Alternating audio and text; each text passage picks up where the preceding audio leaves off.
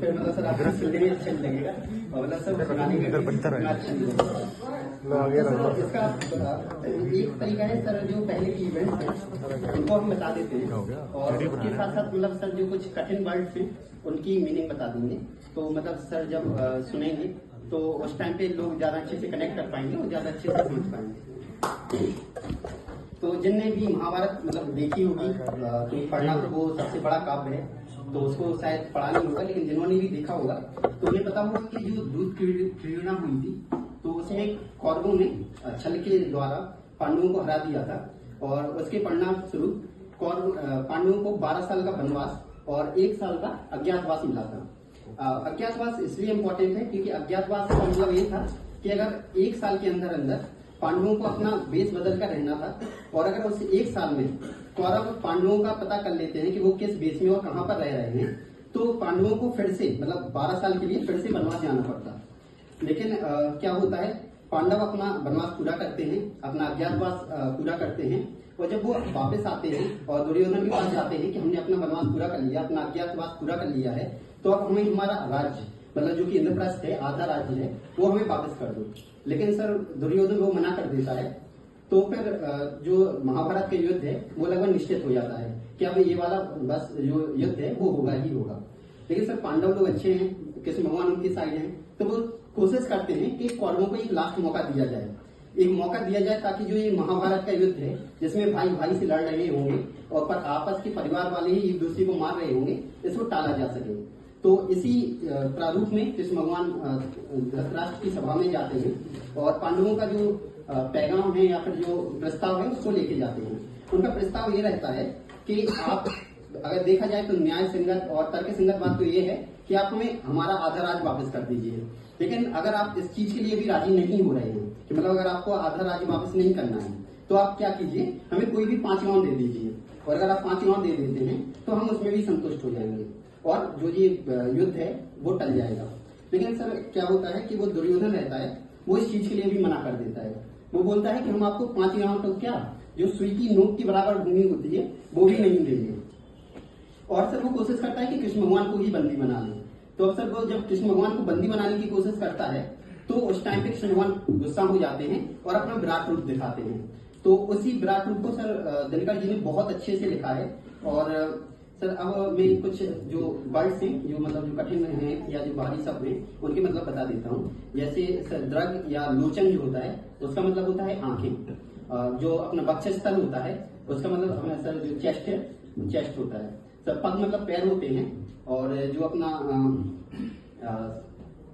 श्रृगाल जो होता है सर वो सियार होता है, मतलब जो भेड़िए होते हैं वो होते हैं। तो अब ये स्टार्ट इस हिसाब से होती है कि बरसों तक वन में घूम घूम बाधा विघ्नों को चूम चूम, शायद धूप घाम पानी पत्थर, पांडव आए कुछ और निकल। सौभाग्य में सब दिन सोता है, देखें आगे क्या होता है। मैत्री का पाठ पढ़ाने को, सबको सुमार्ग पर लाने को, दुर्योधन को समझाने को, भीषण विध्वंस बचाने को भगवान हस्तिनापुर आए, पांडव का संदेशा लाए। अब संदेशा क्या होता है? संदेशा होता है 2 न्याय अगर तो आधा दो, 2 न्याय अगर तो आधा दो, पर इसमें भी यदि बाधा हो तो दे दो केवल 5 ग्राम, रखो अपनी धरती तमाम। हम वही खुशी से खाएंगे, परिजन पर हंसी न उठाएंगे। पर दुर्योधन वह भी दे न सका, आशीष समाज की ले न सका, उल्टे हरि को बांधने चला, जो था असाध्य साधने चला। जब नाश मनुष्य पर छाता है, पहले विवेक मर जाता है। हरि ने भीषण हुंकार किया, अपना स्वरूप विस्तार किया। डगमग डगमग दिग्गज डोले, भगवान कुपित होकर बोले, जंजीर बढ़ाकर साथ मुझे, हाँ हाँ दुर्योधन बांध मुझे। यह देख पवन मुझ में लय है, यह देख गगन मुझ में लय है, मुझ में विलीन झंकार सकल, मुझ में लय है संसार सकल। अमृत फूलता है मुझ में, संहार झूलता है मुझ में।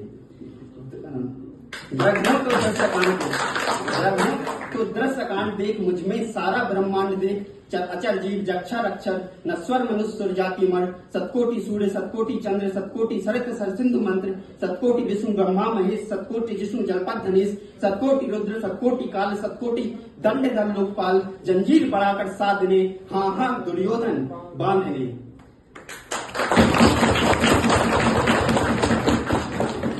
भूलोक अतल पाताल देख, भूलोक अतल पाताल देख, गत और अनागत काल देख, यह देख जगत का आदि सृजन, यह देख महाभारत का रण, मृतकों से पटी हुई भू है। पहचान पहचान कहाँ इसमें तू है, अंबर में कुंतल गाल देख, पथ के नीचे पाताल देख, मुट्ठी में तीनों काल देख, तू मेरा स्वरूप विकराल देख। सब जन्म मुझी से पाते हैं, फिर लौट मुझी में आते हैं, जीभा से करती ज्वाल सगन, सांसों में पाता जन पवन, पड़ जाती मेरी दृष्टि इधर, हंसने लगती है सृष्टि उधर, मैं जब ही मूंदता हूँ लोचन, छा जाता चारों ओर मरण। बांधने मुझे तो आया है, जंजीर बड़ी क्या लाया है, जो मुझे बांधना चाहे मन, तो पहले बांध अनंत गगन, जो शून्य को साध न सकता है, वह मुझे बांध कब सकता है। हित वचन नहीं तूने माना, हित वचन नहीं तूने माना, मैत्री का मूल्य न पहचाना, तो ले मैं भी अब जाता हूँ, अंतिम संकल्प सुनाता हूँ, याचना नहीं अब रण होगा, याचना नहीं अब रण होगा, जीवन जय या कि मरण होगा।